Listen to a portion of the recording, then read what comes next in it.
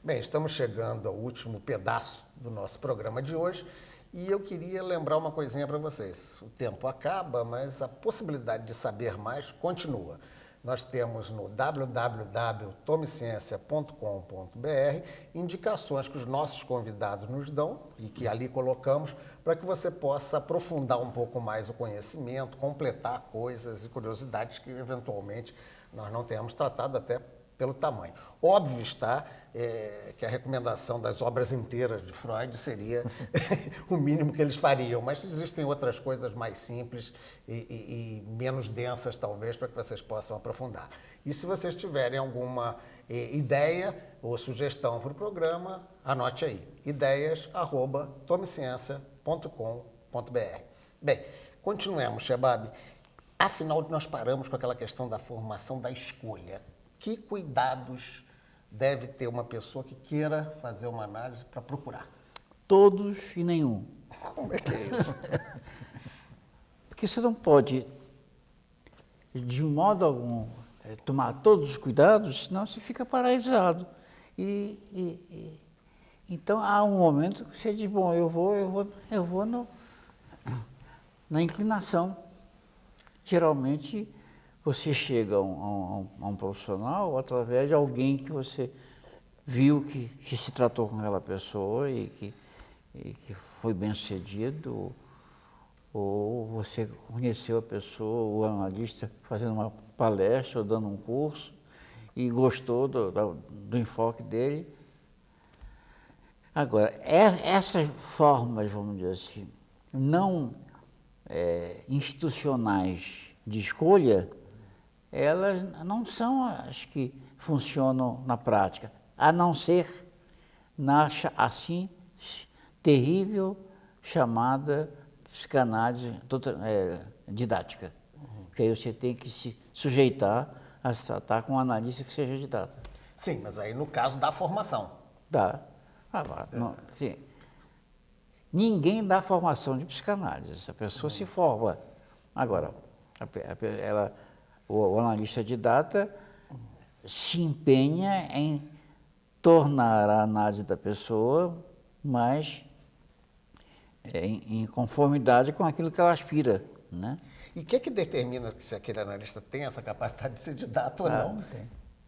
Aí é esse conhecimento dos pares, é a respeitabilidade da trajetória. Por aí, né? Joel, você tem uma trajetória além da psicanálise acadêmica, né? Você está dentro da universidade, mas ao mesmo tempo você acha que essa não é a solução, né? Pelo menos induzir isso, quando você falava, mesmo que seja um médico ou seja uma pessoa que passou por um curso de psicologia, mesmo assim você acha que trazer a formação para a universidade não seria um caminho suficiente? Você acha que ainda tem que ser esses grupos fazendo, ou esses analistas de datas, como o Shebab acaba de falar? Quer dizer, o Shebab está usando aí uma categoria de analista que hoje em dia é questionável, que é a figura do analista de data. Mas eu acredito que quando ele está falando do analista de data, ele está falando de um analista com quem um futuro analista faz análise. Quer dizer, hoje em dia a gente não usa mais. O que você diz que é um sênior, né? Eu prefiro chamar de sênior, que é um analista mais experimentado, que tem uma certa tradição, uma certa respeitabilidade. Você hoje em dia, você tem em qualquer lugar do mundo onde você tem um movimento psicanalítico, os analistas que são reconhecidos por analistas, mesmo que não façam parte da mesma escola, que são analistas que são buscados por pessoas que querem ou acabam escolhendo, fazendo a escolha de serem psicanalistas, né? Sem serem essa figura do didata que é imposto, digamos assim, por uma instituição. Agora, veja bem, o que a universidade faz, ela não faz uma formação de analistas. O que a universidade faz é fazer uma certa difusão e uma certa formação de pesquisadores em psicanálise. Ela oferece cursos de boa qualidade para os estudantes de graduação e tem programas de pós-graduação em teoria psicanalítica, certo? Quer dizer, onde você forma pesquisadores. Um bom pesquisador em psicanálise não quer dizer que ele seja um bom psicanalista, tá?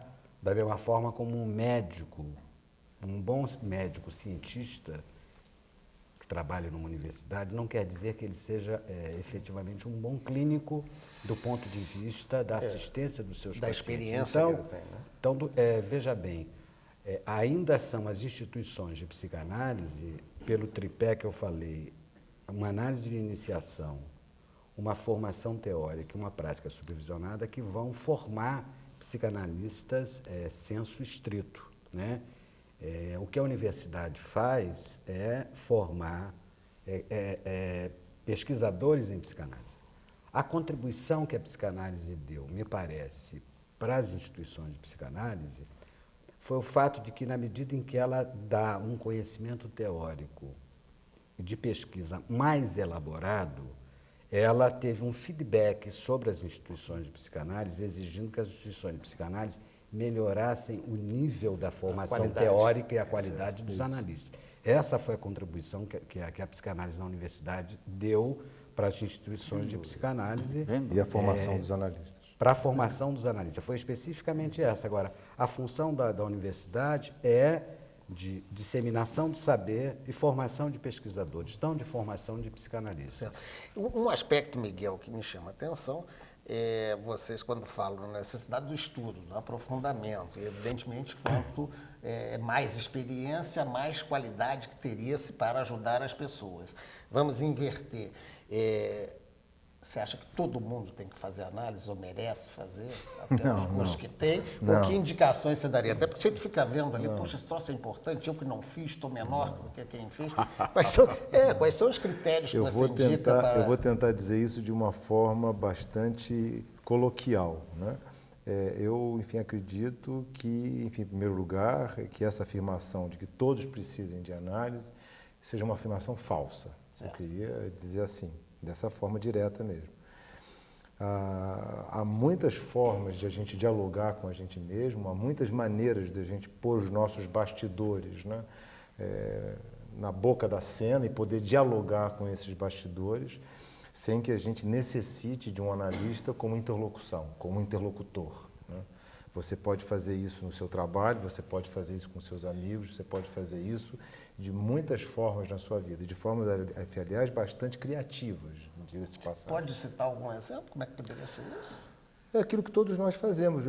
Por exemplo, Caetano Veloso tem um verso que eu acho extremamente bonito quando ele diz: como é bom poder tocar um instrumento, né? É uma coisa extraordinária.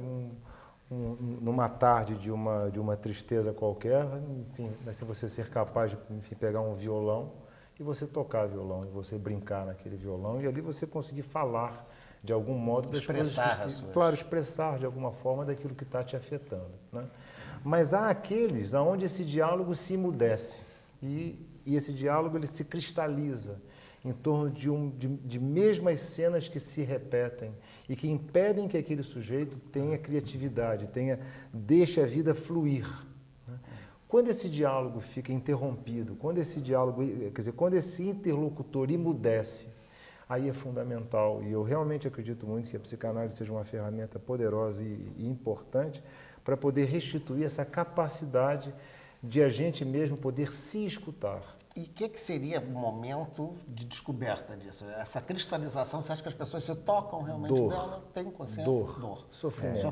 Sofrimento. Não está feliz consigo mesmo. O sofrimento de quando você vê a sua vida emperrada, empacada, você lança a mão dos seus recursos para poder fazer com que a vida ande novamente e você percebe que a sua vida está paralisada, que você não consegue, tem alguma coisa se passando ali que você não consegue escutar, né? Quer dizer, a escuta de um outro te permite, nesse sentido, que aliás acho que o Shebab disse bastante bem, com que você se escute. Bem, Eduardo, o que você acrescentaria nessa busca do paciente, nesse cuidado, que é uma preocupação que eu tomei aqui do bater na porta, embora às vezes a gente pega um engenheiro que deixa a obra cair, ou o advogado picareta, né? Como é que você orienta aí?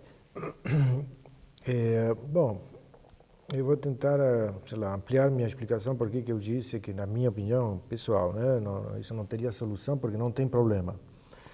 Por quê? Porque a psicanálise, do ponto de vista profissional, do ponto de vista de mercado mesmo, não é? E ele é um prestador de serviços, ele é um liberal, é um profissional liberal, autônomo. Talvez, do ponto de vista da autonomia, ele seja o mais autônomo dos liberais, não é?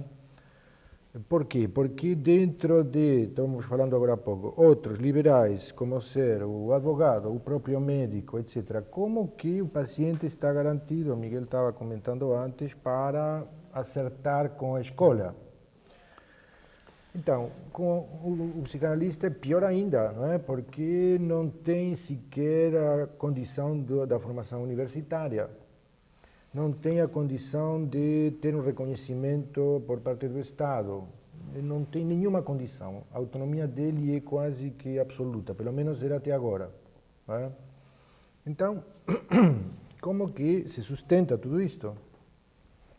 Eu repito, no meu caso é mais radical ainda, porque ainda por cima, além de liberal e autônomo, eu sou independente, quer dizer que no momento não pertenço a uma instituição psicanalítica e eu não sou diferentemente tratado por causa disso. Tá? Deixa eu aproveitar, porque nós estamos no finalzinho do programa, e eu me lembrei, quando citei aqui, analista institucional, explica rapidinho para a gente o que é isso. Analista institucional, senão vai ficar isso. Você mesmo tinha dito, né? Bom, então quer dizer que tem analistas que não trabalham só com pessoas. Mas não exatamente com pessoas, não trabalha só com indivíduos, diria eu. Trabalha também com grupos e trabalha com coletivos, trabalha com o social, trabalha com instituições. Instituições não no sentido de estabelecimento institucional, mas com aquilo que seja o conceito de instituição. No caso, ele vai trabalhar pelo instituinte, por aquilo que vai instituir alguma coisa contra o que já está instituído nesta instituição. Vocês analisam, na verdade, vai ver se eu entendi, as relações que se estabelecem entre pessoas, no caso, e que viram um elemento a mais. Determinadas pela instituição e não pelas pessoas. Perfeito. Por essa pressão social, no caso. Também, né? Sim, considerando que as próprias instituições são organizações do social. Então, tem certas utopias nesta análise. É claro que não é uma derivação da psicanálise, toma elementos da psicanálise, mas não tem que ser considerado como uma derivação ou como uma aplicação da psicanálise, não é, tem outras fontes também. Trabalha com certas utopias, como ser a autogestão e autoanálise da própria instituição, e ele próprio, o analista, não encarna a própria atividade analítica. Ele pode, por exemplo, apontar certos analisadores, que são fenômenos institucionais, ou pessoas, ou documentos, ou coisas que acontecem dentro da instituição, que permitem analisar o que está acontecendo lá.